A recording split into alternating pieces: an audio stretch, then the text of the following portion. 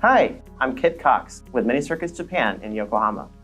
In this step-by-step tutorial, we'll walk through how to set up Mini-Circuits 250-watt turnkey RF energy solution comprising the ISE 2425-25 Plus signal generator and controller and ZHL 2425-250 Plus solid-state amplifier.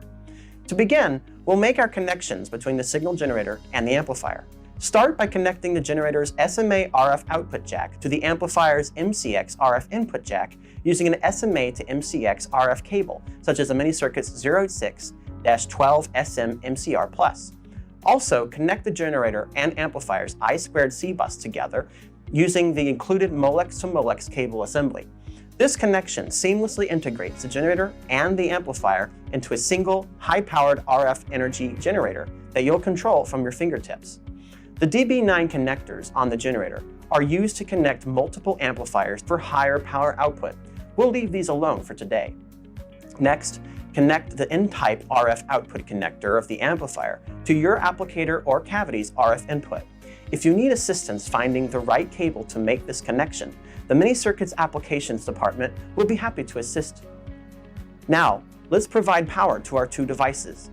To power the amplifier, you'll need a 32-volt DC power supply rated for at least 16 amps, wire larger than 14 American gauge, and some hardware specified in the amplifier datasheet. To power the generator, you'll need a 5.5-volt DC power supply rated for at least 1 amp. Use wire to connect the supply to the 2-pin terminal block connector included with the generator. Note that the generator can operate without a dedicated power supply using the USB bus port alone, but its RF output power will be reduced. For our final physical connection, connect the included USB-A to mini USB cable to connect the generator to your computer. We've now finished the physical setup of the system. Now, download and run the latest control software for the generator from the Mini-Circuits website. It's available for Windows and Linux, and has a simple touch interface that's both mouse and touchscreen friendly. For Linux users, refer to the Quick Start Guide for the necessary dependencies.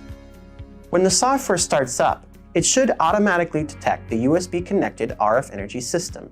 Take a moment to familiarize yourself with the control interface. The system status is shown in the lower right-hand corner. It should read OK. If you see errors in the lower right-hand corner instead, take action to resolve the errors as needed, or contact our applications team for assistance. Errors clear automatically once resolved. Once we see the status of OK, we're ready to get started. Let's use the S11 sweep feature to easily find the most absorptive RF frequency to apply to our load. Tap the S11 sweep tab at the top of the GUI and keep the start and stop frequencies to the full range of our system, 2400 to 2500 MHz. Keep the step frequency to 1 MHz. For the output power, we suggest setting the RF output power during this initial sweep to something lower than your intended power level. This will avoid stressing the generator with all the reflected power we'll get during the scan. So for a 250-watt application, let's set the sweep power to 50 watts. Tap the sweep button. The system will sweep 50 watts of continuous RF energy upon the load from 2400 to 2500 MHz. And measure the reflected, or S11 power, at 1 MHz steps. Once the sweep has finished, the GUI will display a graph of the reflected power across band.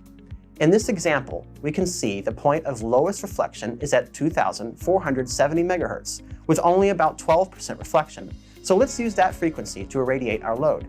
Tap Home, and then tap the frequency and enter the frequency of 2470 MHz. In this example, we'll heat our load using the maximum available power, which is 250 watts. Tap the power and enter 250. Now, for safety, check that the applicator's door is securely closed and that no energy can radiate outside the cavity. Tap the RF on-off button to switch the output power on. As the material is irradiated, you can see a display in the GUI of forward power, reflected power, and a calculation of reflection percentage. To stop, press the RF on-off button to switch the output power off. As the material heats up, its physical makeup will change, and this will often cause its ideally absorptive frequency to change along with it. That's why our system also includes the digital locked loop, or DLL feature. With DLL, we'll keep changing the outputted frequency with laser-like precision to make sure that a maximum amount of the system power goes toward heating the load, and wasted, reflected power is kept to a minimum. Let's use that feature now. To use DLL, tap the DLL tab at the top of the GUI. Enter the starting frequency from your most recent S11 sweep and start frequency.